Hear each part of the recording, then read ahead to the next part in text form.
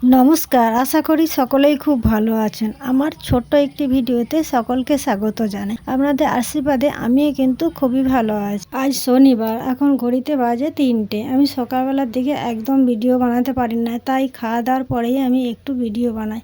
আপনারা এই ভিডিওটি প্রথম থেকে শেষ পর্যন্ত দেখবেন, আশা করি আপনাদের খুবই ভালো লাগবে। এই ট্রের মধ্যে মাঠ থেকে মাটি এনে কিছু গাছ লাগিয়েছিলাম, বেগুন গাছ।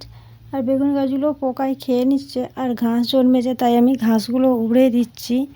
আর এই ঘাস উবড়াতে উবড়াতে আমার একটা কথাই মনে পড়ে গেল, এই বর্ষাকালে আমাদের এখানে প্রচুর জঁক আছে, তাই আমি একটু রোদ হয়েছে তার জন্যই আমি এই ঘাসগুলো উবড়িয়ে দিচ্ছি। আর জঁক ধরে নিলে আমাকে কিন্তু জঁকের প্রচণ্ড ভয় লাগে। আর জঁক ধরলে কিন্তু কামড়ে রক্ত খেয়ে নেয়, ওর বুঝতেই পারা যাবে না কখন যে জঁক ধরে নেবে না দেখলে। তাই আমি দেখেই কিন্তু ঘাসগুলো উপড়োচ্ছি। আর জঁক গরু, ছাগল আর মানুষের গন্ধ পেলেই কিন্তু ওরা বন থেকে বেরিয়ে এসে ধরবার জন্য লাফিয়ে লাফিয়ে আসে। আমি এই লাফানা দেখলেই আমার কিন্তু প্রচণ্ড ভয় পায়। আমাকে সকলেই বলে তোকে জঁকে যেন খেয়ে নিচ্ছে। আমি বলি না, এই যে সুর বাড়ি বাড়ি লাফ দিয়ে আসে ওইটাকে আমাকে কিন্তু প্রচণ্ড ভয় পায়। এই জঁক কিন্তু অনেক দিকেই আছে, আবার অনেকের দিকে নেই। অনেকে হয়তো জানেই না জঁক জিনিসটা কি। কোনো বন্ধুদের এদিকে জঁক থাকলে আমাকে অবশ্যই কিন্তু কমেন্ট করে জানাবেন। আর যাদের দিকে নেই, যদি দেখার শখ যায় আমাকে তাও কমেন্ট করে জানাবেন, আমি দেখানোর চেষ্টা করব। এই ট্রেটার মধ্যে ঘাসগুলো কিন্তু আমি সব পরিষ্কার করে নিয়েছি। আবার দেখুন এই দিকে যে একটা ট্রে ছিল, সেই ঘাসগুলো কিন্তু প্রচুর হয়েছে। এই ঘাসগুলো কিন্তু পরিষ্কার করে নেব। আর এই ট্রের মধ্যে কিন্তু আমি মাটি ভর্তি করে দিয়েছিলাম। বর্ষার জলের জন্য কিন্তু এই মাটিগুলো অনেকটাই ঝরে নিচে নেমে গেছে। এই ট্রের মধ্যে একটা চাপলোটা শাকের গাছ হয়েছে। আমি চাপলোটা শাক আগেই বুনেছিলাম। এই শাকটা আর উড়াবো না, থাক।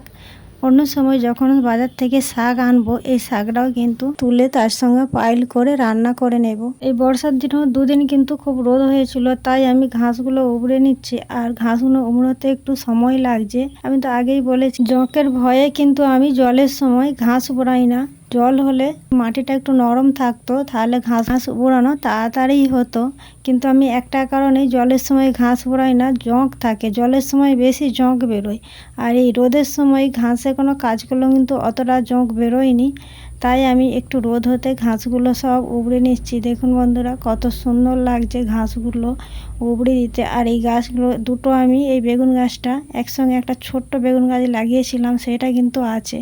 আর বড় বেগুন গাছটা কিন্তু মরে গেছে। জানেন তো বন্ধুরা, আমার এই গাছপালা লাগাতে খুব ভালো লাগে, কিন্তু বর্ষার জন্য আমি গাছপালা তেমন লাগাইনি। কিন্তু এই বর্ষার সময় আমাদের এখানে প্রচুর প্রচুর বন্যা আসে, আর তার জন্য আমি কিন্তু অনেক গাছ লাগাই না। তবুও তোমার দাদাভাই অনেক বীজ এনে দিয়েছিল, আমি কিন্তু কিছু গাছ লাগিয়েছিলাম যে যদি বন্যা না আসে তাহলে হবে। আর এইখানে আমি ভেড়ি গাছ লাগিয়েছিলাম। ভেড়ি গাছগুলোই দেখুন পোকা হয়ে গেছে। এই বর্ষার দিনে বেশি পোকা হয়, তার জন্যই কিন্তু এই বর্ষার দিনে সব সবজিরই দাম বেশি। আর দেখুন বন্ধুরা, আমাদের রান্নাঘরে কেমন সাপ ঢুকেছে। এই সাপটা কিন্তু গোসাপ, আমরা একে গোসাপ বলেই চিনি। আর এটা কিন্তু অনেকেই গর্গেল বলে।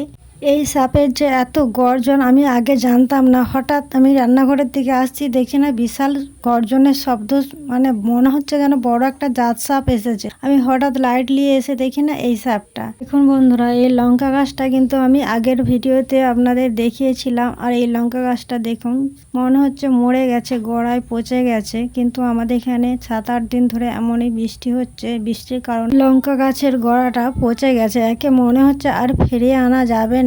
এই 8 দিন ধরে কিন্তু খুব ভারী বৃষ্টি হয়নি, এমনি হালকা করে রিমঝিম করে বৃষ্টি মানে হয়েই যাচ্ছে।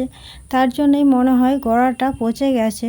আর এইদিকে একটা গাছ দেখুন কত সুন্দর। এই গাছটা কিন্তু শুকনো হয়নি, এই গাছটা ঠিক মানে বর্ষার জলটা সহ্য করে নিতে পেরেছে।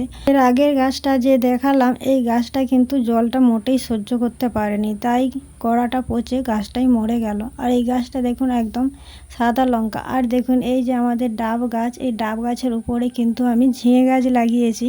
মানে নিচে লাগিয়েছি, নিচে থেকে লতিয়ে লতিয়ে উপরে উঠে গেছে। আর ঝিঙে কিন্তু খুব সুন্দর বড় বড় ঝিঙে হয়েছে। আমি 3টে কিন্তু রান্নাও করে নিয়েছি। ঝিঙেগুলো কিন্তু খুবই বড় বড়, 1 হাত। এরপরে আমি যেদিন ঝিঙে পারবো সেদিন কিন্তু আপনাদের সঙ্গে শেয়ার করব। আজ তাহলে আমি ভিডিওটা এই পর্যন্তই রাখলাম। ভালো লাগলে অবশ্যই লাইক ও কমেন্ট করবেন।